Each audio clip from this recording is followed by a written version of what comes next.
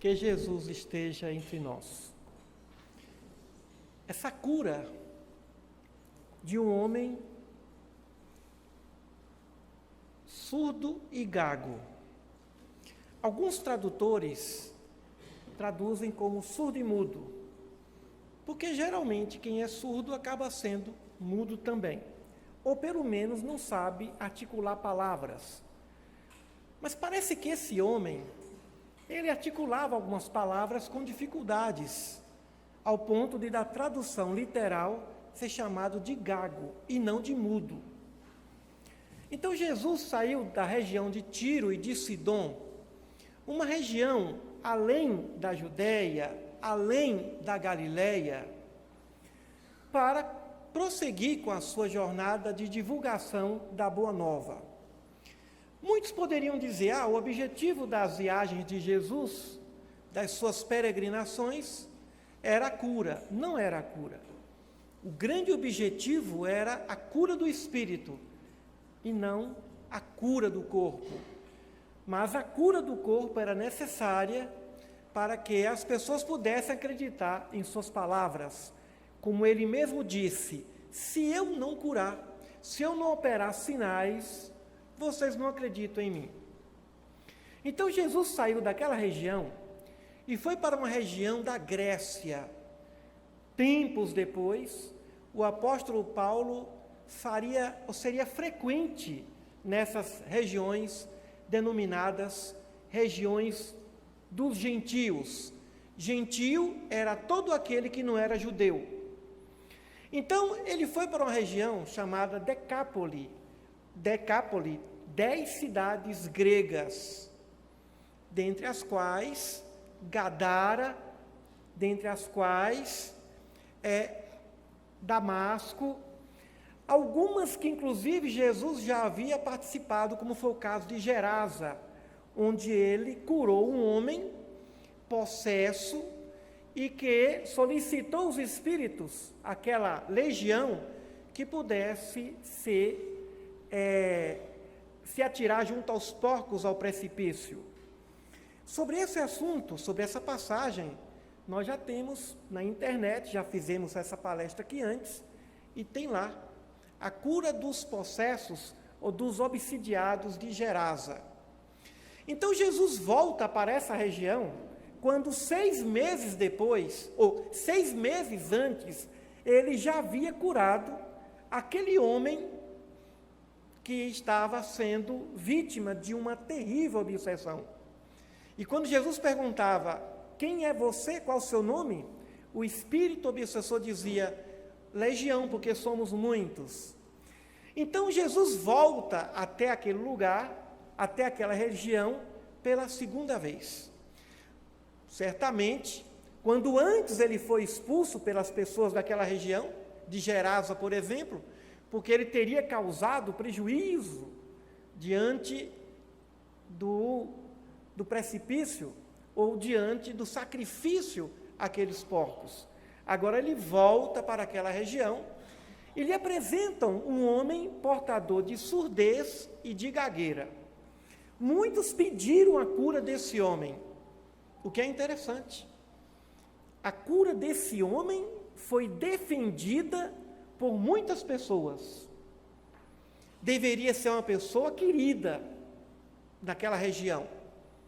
Deveria ser um doente, um paciente, dotado de algum tipo de boa fama, de boa reputação naquela região.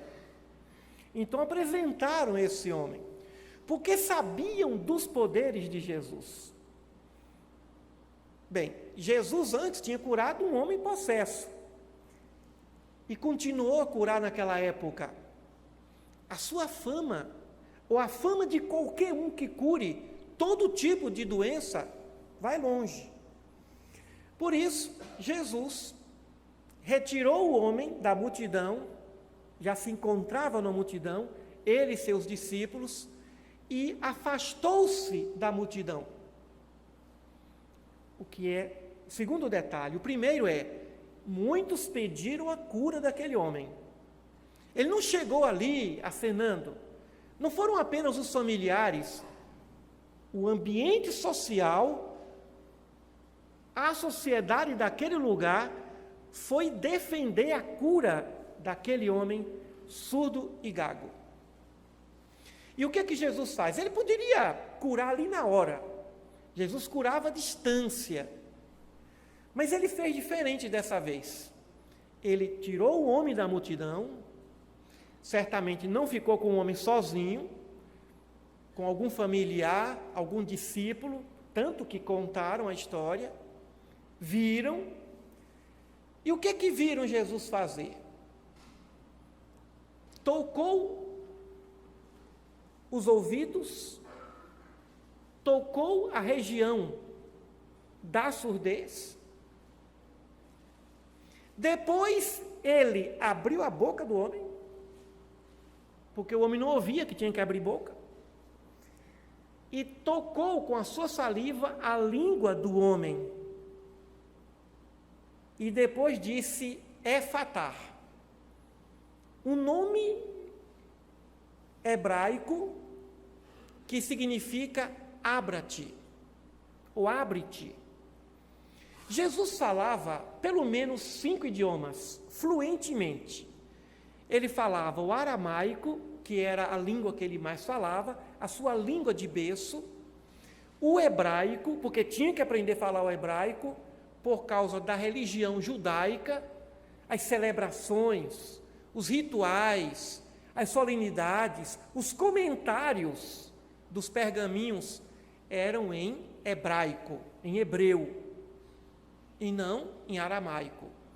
Ele falava o grego, porque ele passou a morar em Cafarnaum, e Cafarnaum era uma cidade cosmopolita da Galileia, uma espécie de capital da Galileia, onde ali se encontravam muitos mercadores, comerciantes estrangeiros. E aquela região era muito frequentada também pelos gregos.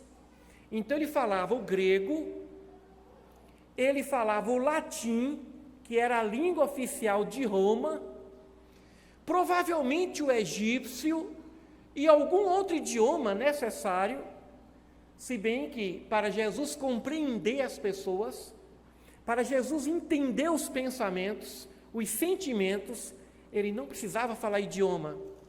Porque é o interessante. O que é o interessante é que o pensamento e o sentimento não seguem os signos, ou melhor, não seguem os signos linguísticos. Pensamento e sentimento não tem língua, não tem idioma. Não precisa saber falar o idioma de um alemão se consegue ler os pensamentos dele, ou de um árabe, ou de um inglês, ou de um francês. Então, o indivíduo que consegue fazer a leitura dos sentimentos e dos pensamentos com um poder infinito, o poder fantástico de Jesus, de ler, a sua telepatia ia muito além da nossa capacidade imaginativa, não precisa saber falar idioma. Que é interessante, porque quando nós pensamos, os nossos pensamentos e os nossos sentimentos não são traduzidos por idioma algum, porque é a vontade do Espírito que é interpretada. Então Jesus pega aquele homem, aquele grego, tira da multidão, coloca os dedos, as pontas dos dedos nos ouvidos, tira um pouco de saliva, coloca na língua dele e diz: abra-te. Naquele tempo, pela tradição judaica, os judeus, tradição rabínica, os judeus consideravam que a saliva tinha poder curativo, principalmente em jejum. Era uma tradição. A saliva de quem podia curar de que tinha essa capacidade de alguém em jejum poderia curar. Então Jesus se aproveitou dessa tradição e tocou a língua do gago. E a partir daquele momento, o homem começou a falar com desenvoltura, destravou a língua do homem, destravou a sua audição. E pediu ao homem que não contasse isso a ninguém.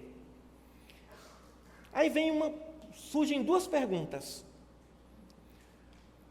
Jesus podia curar impondo as mãos, inclusive, quando apresentaram o surdo gago ao mestre, disseram, queremos que o Senhor imponha as mãos sobre ele, porque sabiam que só pela imposição das mãos, hoje nós chamamos de passe, o homem poderia ficar curado. Mas Jesus não fez assim. Ele repetiu o que ele havia feito com 2 cegos. Ele usou de saliva e barro e colocou nos olhos dos cegos. Mas ele não fez isso com todos os cegos, ele não fez isso com todos os surdos mudos. Não. Aí a pergunta é, por que Jesus buscou essa prática? Se ele não recomendou essa prática a nenhum dos seus apóstolos, não se tem notícia que algum discípulo de Jesus curou alguém com saliva.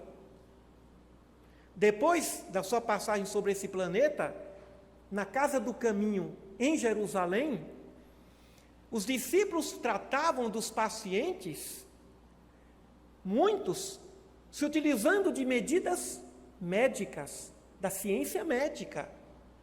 Não era com saliva. Não tem nenhum registro sobre isso. E nem que ele tenha orientado os seus discípulos para se utilizarem de saliva. Mas por que ele fez isso com esses enfermos? A razão provavelmente pode ser essa. Jesus queria passar algo mais para aquele enfermo. Jesus queria passar algo, uma mensagem além da própria cura, porque a cura seria efetivada, com ou sem saliva, seria efetivada. Mas é uma coisa muito íntima, sua saliva na língua do outro. O que ele queria passar para aquele paciente? Que mensagem? Tocando seus ouvidos e tocando a sua língua. Ele queria passar a mensagem de que o bem deve ser praticado dando o benfeitor algo de si. Jesus queria ensinar aquele enfermo em especial, não apenas por meio dos fluidos invisíveis, queria passar o seguinte para aquele enfermo: eu estou dando algo de mim para você, não é só fluido curador. É muita intimidade. A saliva na língua do outro. É como o beijo. Então Jesus queria operar como operou a cura. Mas ele queria muito mais do que a cura do corpo. Ele queria a cura do espírito. E para curar o espírito, tem que abrir esse canal, como ele pediu.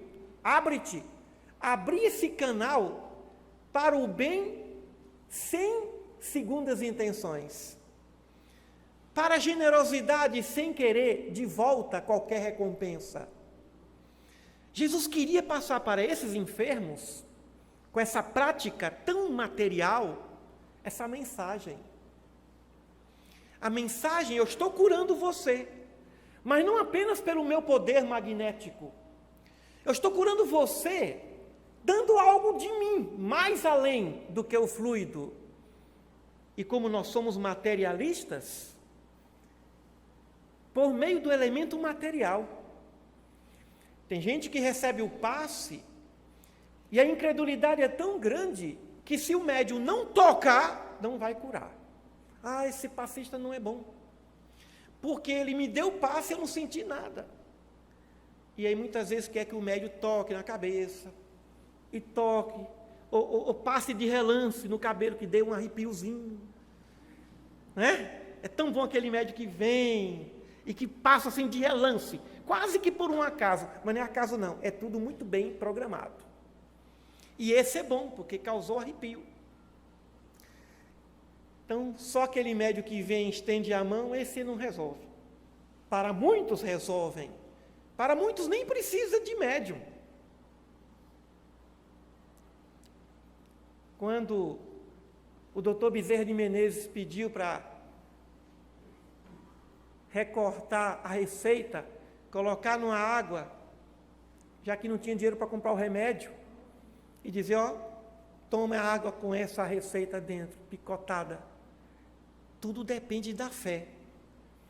Aqueles pacientes precisavam ser tocados para serem curados.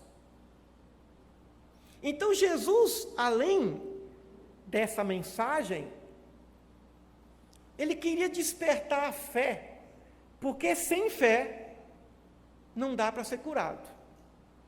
A fé é a condição. E o que é fé? Fé é confiança. O sinônimo de fé é confiança. Ter fé em Deus não é acreditar que Ele existe, é ter confiança nele, é bem diferente. Eu confio no meu benfeitor, eu confio no médico, eu confio no profissional, naquele que está atendendo às minhas necessidades. Quando há confiança, há fé. Então Jesus, ao tocar aqueles pacientes, estavam dando a eles o quê? Uma mensagem de fé e uma mensagem de generosidade. Eu estou passando para você algo além do fluido. Eu estou tocando em você.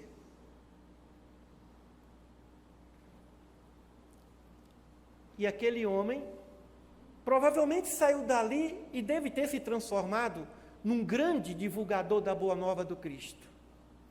Depois Jesus saiu dali, retornando a Galiléia e às margens do Jordão, curou, como fazia sempre, multidões de enfermos, aleijados, cegos, surdos, todo tipo de doença. Segundo as estatísticas do próprio Evangelho, Jesus não curou 1 ou 2 ou 100 ou 1000. Jesus deve ter curado mais de 3 milhões de doentes. Gente que vinha de toda parte, do norte, sul, do leste e oeste da Palestina. Se hoje a humanidade é doente, é enferma, na era da penicilina, naquele tempo, a doença, a enfermidade de toda a sorte, era uma verdadeira pandemia. E ali se encontrava o sol, curador de toda sorte de doença. Nós estamos aqui nesse planeta porque nós somos doentes, sem dúvida. Algumas exceções, raríssimas, mas estamos aqui é porque nós temos algum tipo de doença, e doença na área da audição. Doença na área do verbo. Exemplos de doenças da audição. Não ouvimos a voz da consciência que diz: faça o teu próximo que você gostaria que o teu próximo lhe fizesse. Doença da língua, a maledicência, falar mal do outro, pelo prazer de falar mal, pela vontade de chicoteá-lo com vibrações negativas. A língua, e como diz nas Escrituras, se o homem consegue educar a sua língua, vai conseguir educar o corpo todo, porque a boca fala daquilo que o coração está cheio, como o mestre mesmo disse. Nós somos os surdos gagos, ou surdos mudos, que não aprendemos ainda a falar com otimismo, não aprendemos ainda a falar com esperança. Falamos dos pontos fracos e não falamos dos pontos fortes. É como dizem, existem os homens abelha e os homens mosca. O homem mosca é aquele que só vai na ferida, só quer saber do defeito do outro e divulgá-lo. Não precisa divulgar, todo mundo vê, todo mundo vê. Ferida, a gente sabe que está ali, ainda mal cheirosa. Não precisa divulgar o defeito do outro, todo mundo vê. E o homem abelha, aquele que só vai no mel, aquele que só busca a virtude do outro. A nossa surdez, ou a nossa mudez espiritual, está naquilo que o coração está cheio. Se falamos e perdemos tempo com conversações inglórias, negativas, pessimistas, somos mudos espirituais. Se só queremos ouvir tragédia, telejornal, uma hora como essa, ficar em casa fazendo o quê? Vendo o quê? Telejornal. Para ficar por dentro de quê? Da tragédia. Aí o indivíduo sai dali pior do que quando começou.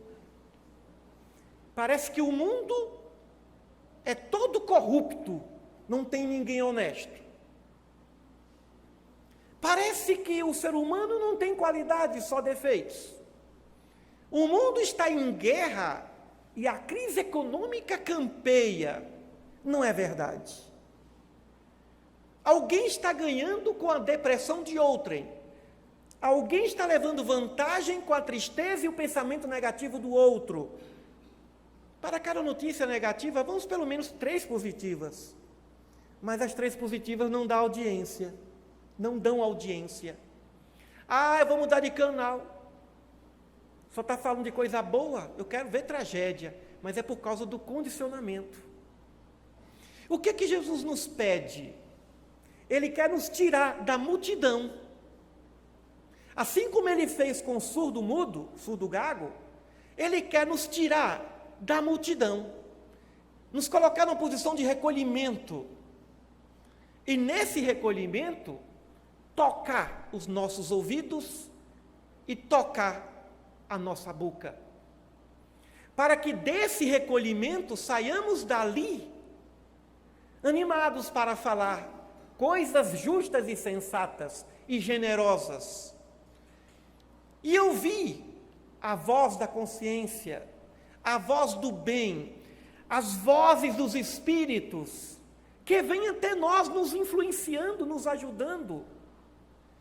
Inclusive, quando estamos durante o sono, os espíritos amigos chegam até nós e nos orientam. O tempo inteiro, 24 horas por dia, e nós fechamos os ouvidos. E o que é que Jesus quer? Abra-te, ou seja, ouça, destrave a língua, não tenha medo de dizer, eu sou espírita, não tenha medo de dizer, eu sou cristão, não tenha medo de dizer, eu tenho qualidades e defeitos, mas também tenho qualidades. Não tenha medo de falar as coisas belas da vida. Então, nosso problema talvez não seja físico. As nossas hemorragias, as nossas cegueiras, não enxerga os sinais. As nossas paralisias, não sabemos usar bem das energias físicas. Então, o primeiro procedimento, mas para que Jesus fizesse isso, muita gente pediu. O que é interessante é que o surdo-gago não foi até ele, não ficou balbuciando palavras. E nós precisamos de pessoas para interceder por nós diante do Pai, e diante dos anjos, e diante dos espíritos superiores. Mas para isso temos que ter algum merecimento. Não podemos viver um dia sequer sem semear algo que nos dê algum merecimento para que espíritos amigos peçam por nós. E isso através do trabalho. Frequentar uma casa como essa, com tantas oportunidades, é uma bênção. Organizar o tempo e dar o tempo que pode, nas condições que pode, para poder ter do seu lado pessoas pedindo por nós. Muitas vezes alguém fala assim, mas por que a minha vida é tão difícil? Fulano para fulano tudo é fácil. Muitas vezes, o Espírito vem à Terra com uma carga de obsessão, de perseguição, oriunda de vidas passadas, porque foi implacável em outras vidas, em outras encarnações. E aí, por exemplo, o indivíduo vai fazer um curso superior. O indivíduo vai buscar comprar um imóvel, um bem. Tem gente que consegue com facilidade. Vai na loja certa, encontra o vendedor certo e tudo flui. Tem gente que tudo é difícil. É a colheita do ontem.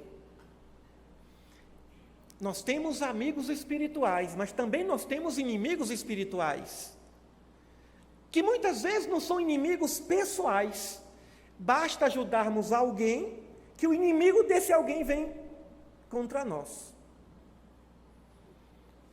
E aí aquela inimizade, que não é pessoal, ela é impessoal, passa a nos prejudicar. A não ser que tenhamos ali uma proteção, uma rede de proteção espiritual.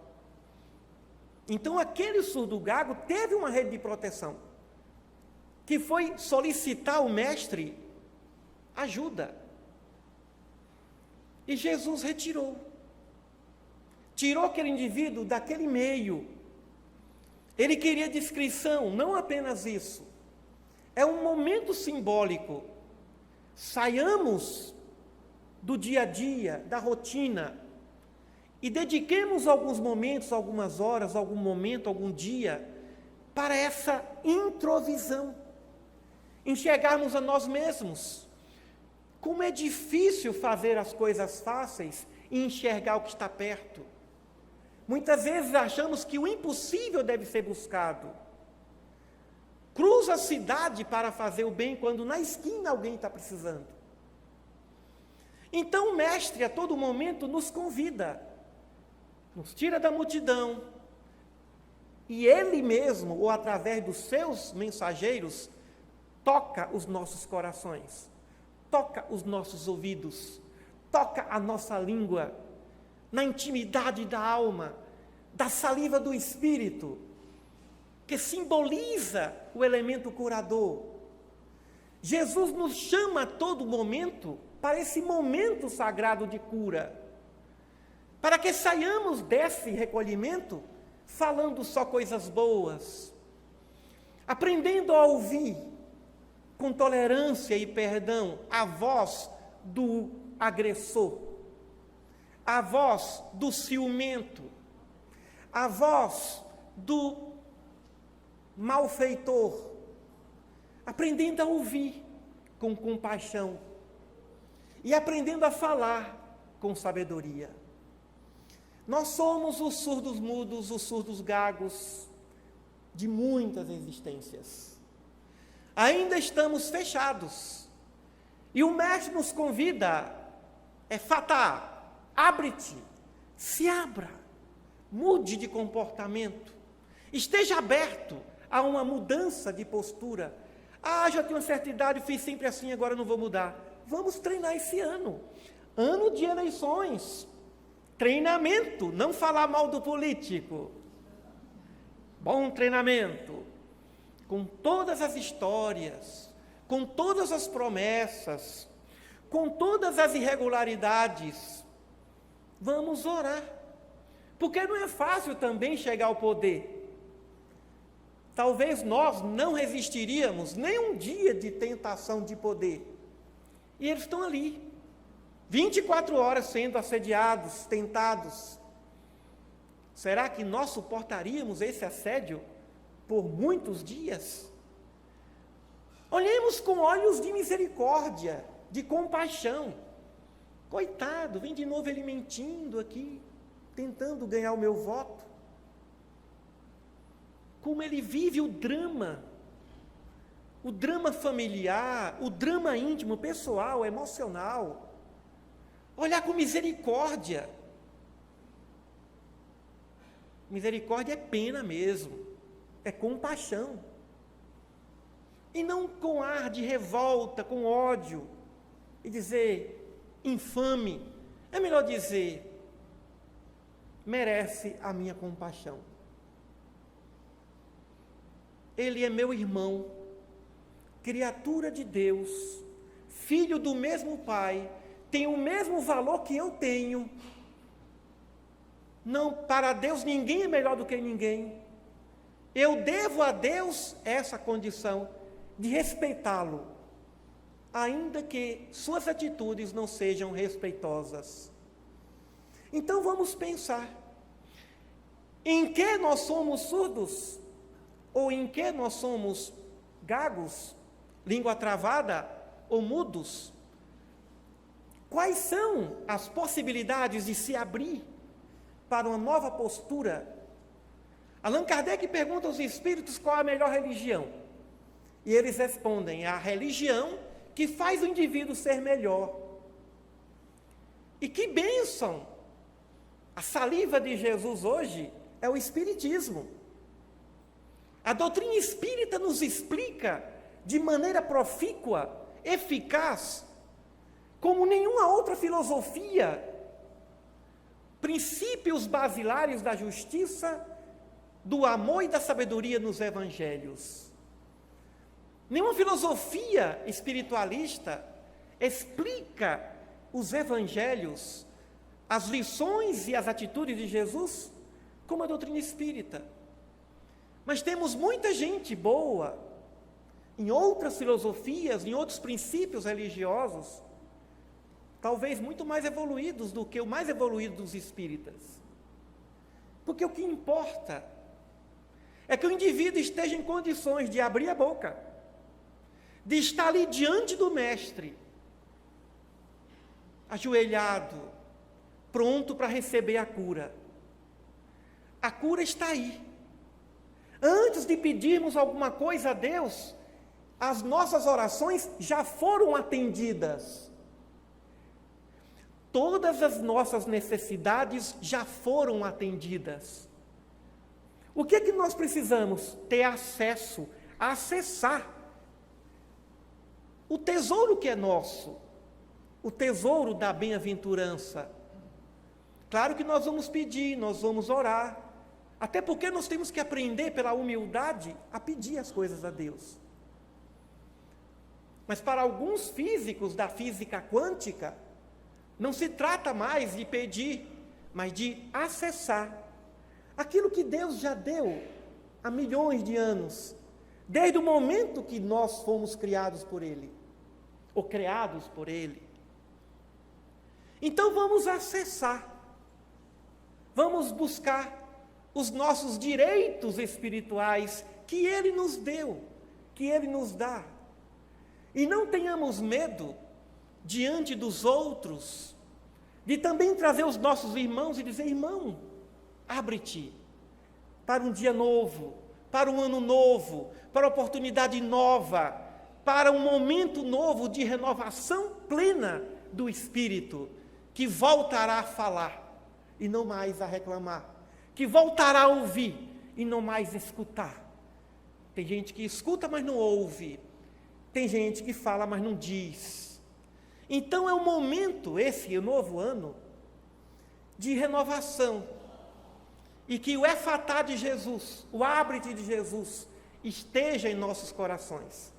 Que não tenhamos medo de nos colocarmos diante dele e dizer: Senhor, eis-me aqui com a minha surdez, com a minha língua travada, mas faça de mim, como dizia o grande Francisco de Assis, conforme a tua vontade, sendo instrumento da tua paz. Muita paz a todos.